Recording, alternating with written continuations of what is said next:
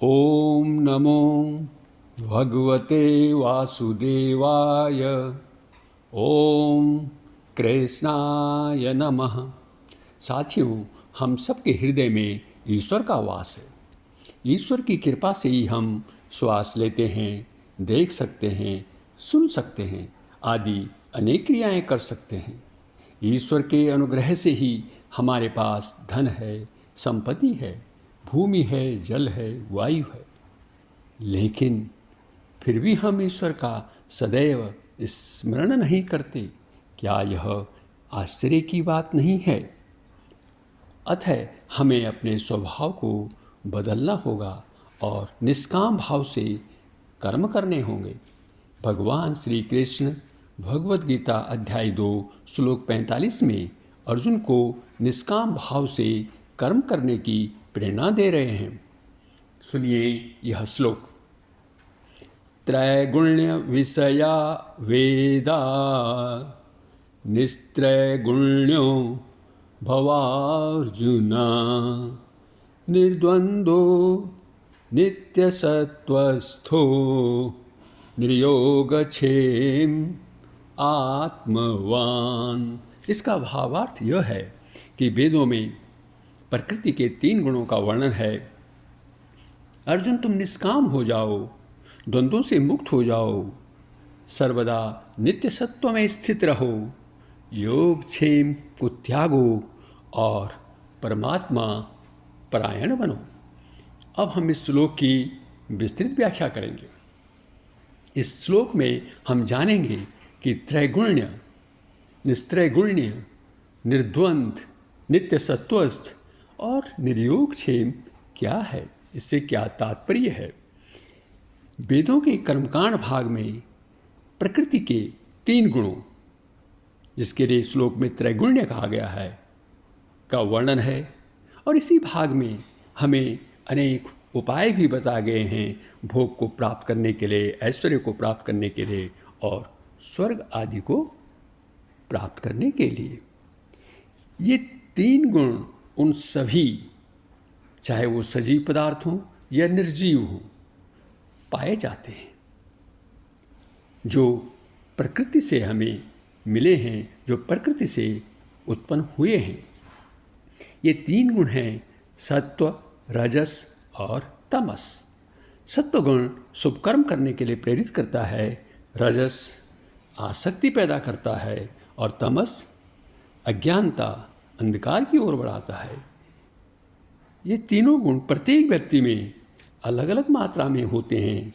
इनकी मात्रा मनुष्यों के पूर्व जन्मों के संस्कार, उनके व्यवहार, उनकी रुचियाँ, इन सब पर निर्भर करती है। इन तीनों गुणों के प्रभाव से व्यक्ति सकाम भाव से, यानी फल की इच्छा से कर्म करता है और ये कर्म फल ही मनुष्यों को इस संसार में भौतिक बंधन के कारण बनते हैं या वो भौतिक बंधन में फंसते हैं।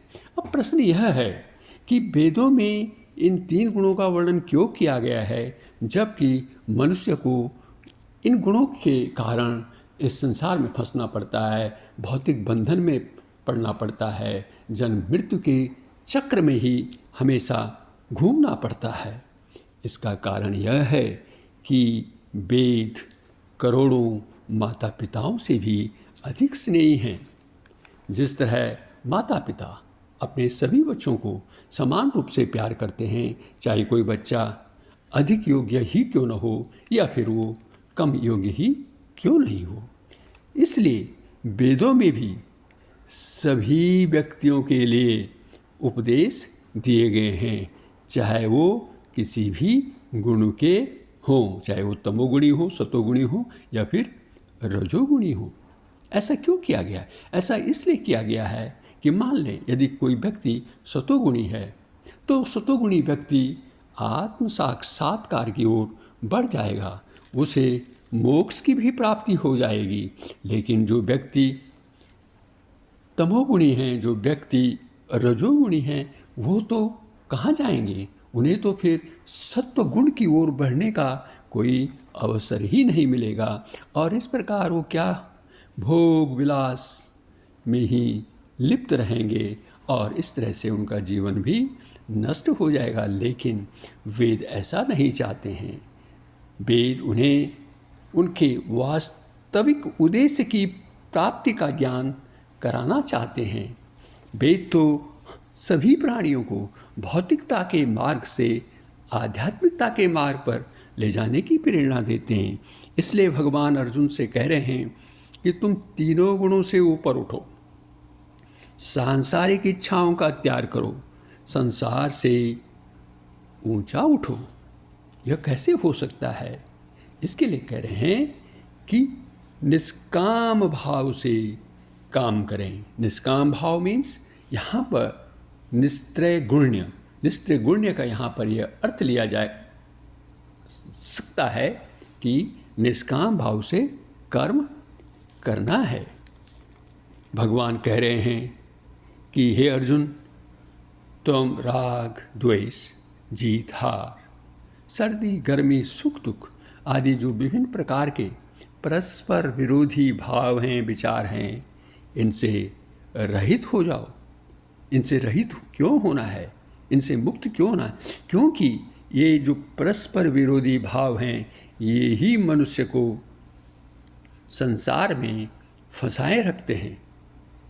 इस पर यदि कोई कहे कि दुखों को सहना तो अत्यंत कठिन होता है, इन्हें कैसे सहा जा सकता है, इनको हम कैसे सहन कर सकते हैं, तो भगवान कहते हैं कि नित्य सत्व में स्थिर हो जाओ। प्रश्न ये है कि नित्य सत्व क्या है? जिस मन ने आत्मा का चिंतन करने की शक्ति प्राप्त कर ली है, उसे हम कहते हैं सत्व।